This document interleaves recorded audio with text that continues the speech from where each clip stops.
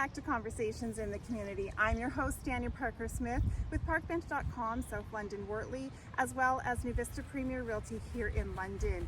So today we are sitting here in this lovely green space on the greenery in Wortley Village, right outside the YMCA. And I'm sharing this space today with Melissa Tiller. She is the owner of Blue Hen Markets and Roadshow. I just want to make sure I got that right. Blue Hens Market Roadshow.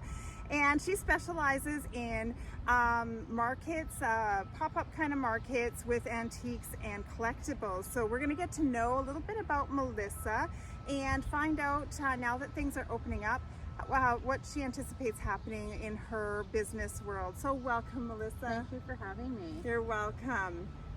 Melissa, just tell us a little bit about yourself and where you're from and how you landed in London. I'm originally from Norfolk County, a small town called Delhi, and I moved up to London in, 1996. Yeah. So quite a while ago, I've been up living here.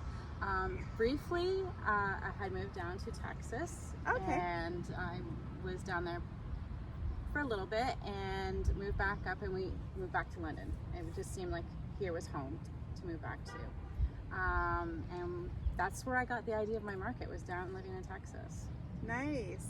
So Texas took you places that you never thought you'd go. Absolutely, absolutely. It's different down there. It's really unique.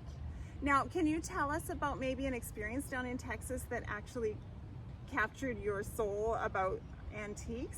Was there a moment, a defining moment, or? There are a lot of antiques down there. As you know, I was living in Waco at the time, so Chip and Joanna Gaines was up and coming at that time. Yes. So they have one strip in Waco, and it's all antiques. Okay. And so everybody goes hunting from store to store, looking for that unique item, right? And I've always been kind of a collector, fixing things up. Fell in love with chalk painting, and that's when that trend was starting. Yeah. And that. So kind of right then, it started piquing my interest. Okay. And then I heard of ladies doing a traveling market down there. Oh. And I'm like, that's kind of cool. They just go north, south, east, west, and central Texas and set up a market and have small businesses come. So it was kind of neat.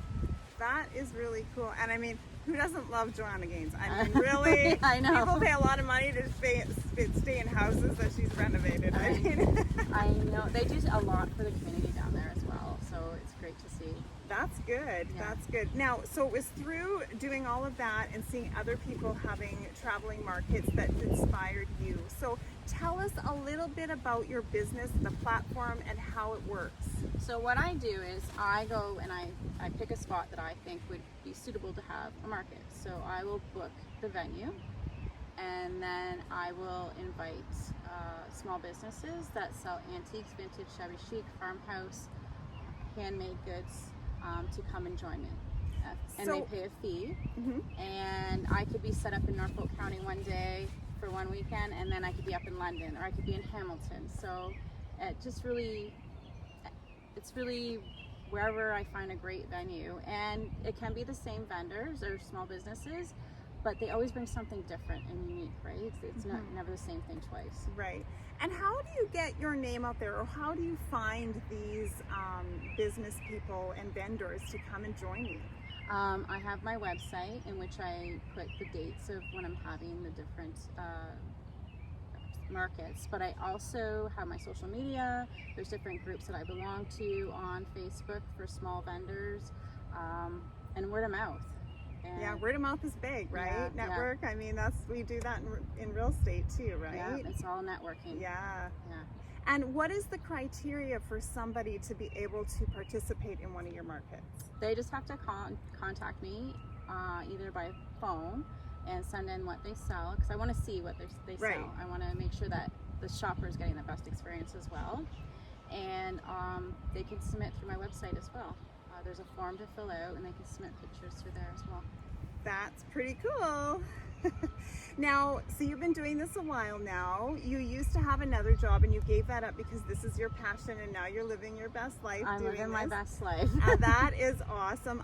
As somebody who has switched careers in their life, I find that just amazing that other people have that desire as well. But, you know, you've come across a lot of things, right? You talk to a lot of vendors, everybody's collecting something different and finding something different. What is one of the most unique pieces that you have ever come across while doing these collectibles? There was it was a unique like a pottery. And I got it through an estate. Because people do call me up to asking me to help them with their estates, to get rid of items, or I know somebody that would buy items, that sort of thing. So I'm kind of like a collaborator or connector of different angles. But it was really unique. It was just something that I had never seen before. Just the whole shape of it and the texture of it. It was just different. The way Was it a bowl, a vase? it was a vase. Okay. And to come to find out, it was old. It was from like the 1800s, and but I let it go. You can't keep everything. That's tough, right? When you love things that I love things that have a story behind them. Yes. So, like for me at my home, I have this very old Honer accordion, and I bought it from a neighbor who his parents had bought it for him when he was a child in the 1920s, and he was downsizing. But I bought it because my father and I used to play the accordion, and I played the flute, and that was our time together. So that's my little piece of my dad. It has nothing to do with that piece, but I love it because it represents my dad, and those old things represent me too, right? And that's funny that you say that. So my grandmother, who passed away long ago, my dad's mom, growing up, and it's so taboo now. Growing up, they were smokers growing up. Oh, yeah. Delhi, right? And so they always had these ashtrays. Yes. In the middle of the table in the dining room, and they all sat around. And when they get together, and I have these ashtrays. I don't know. They're so heavy. They are so heavy. And We just dated ourselves. I know. They're huge, and one's a whiskey, and the other one's, it says something in German. I'm not quite sure. I don't have any use for them, and you can't make a pot out of them because they're too shallow. So, but I've kept them just because, right? I love it. It's your story. Yeah. I love it. I think everything has a story and a purpose at the end of the day. Yeah. Awesome. So speaking of unique things and history and character, we're sitting here in Wortley Village, you know, with all sorts of beautiful heritage homes and buildings around us. So what do you love about this space here in our city? Oh, it is the unique homes, for sure. Mm-hmm. My sister and I, she lives in Wortley here, and we walk at least 3 times a week. And she's like, I'll come over. No, I'm coming to yours. I'm coming over here. I'm going to come walk in your space. And we walk, and it's just very unique, and each house is unique and represents the owner. Yeah. Just like the shops, there's just something about the shops that are in Wortley. And there's always people walking, and the bustle of it, and everybody's friendly. Everybody's friendly here. Everybody, hi, how are you? I know. And it's just a different vibe. It's like another town inside the city. Exactly. It truly is. And what are your favorite places to eat when you come down here? Well, I like the Sweet Onion. Okay. It offers a good variety on its menu. Always great service every time I've ate there. Again, friendly service. So yeah. I like the vibe there. Yeah. Yeah. Awesome. It's kind of a staple. It is a staple. Yeah. You know, people often ask me if I tell everybody what to say when I do these interviews, because people always list the same places, and the Sweet Onion is one of them. That's funny. I know. So in this next year, we're just opening up with COVID. You know, we're in that stage 1, and you're just starting in your planning stages about where you want to go and what you want to do this summer and how you're going to do it. What do you anticipate happening with your business over the next few months, and how can people find out where you're going to be? So what I have been talking with the health units in different areas, and what we're going to do is something a little different. We're not going to be stationed like in one location because of the crowd control. Right. So what they're okay with is that we're going to do it more of a tour. So right. set up in multiple areas, and people can find out where we're going to be on social media, Facebook, Instagram. I'm just getting YouTube up and going. Awesome. I'm finding all that out. I'm on TikTok now as well. Ooh, I know, into the dark too, side. And it's a really scary place. I went to the dark side.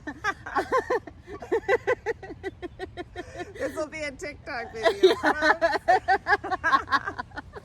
And yeah, and my website, and I'm sure word of mouth. And Yeah. what I do too, with the small businesses too, is a requisite with them. Yeah.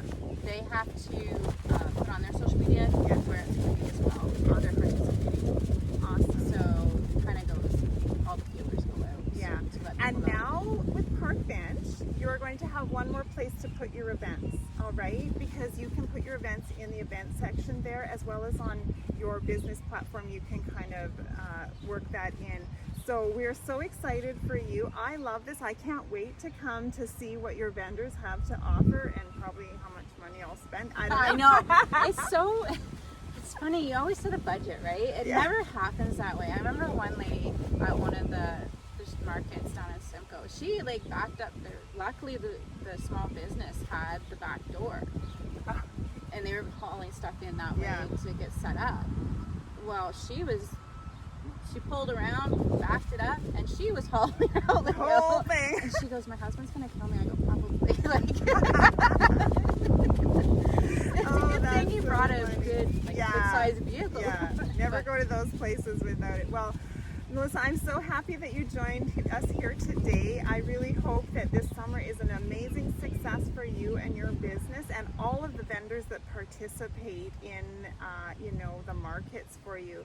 So thank you so much. Thank you. And thank you so much for joining us here again on another episode of Conversations in the Community. My name is Dania Parker-Smith with parkbench.com, South London, Wortley. If you would like to have your business featured here on the website, please just go on the website, click the button to be interviewed, and I would be happy to set up an appointment with you.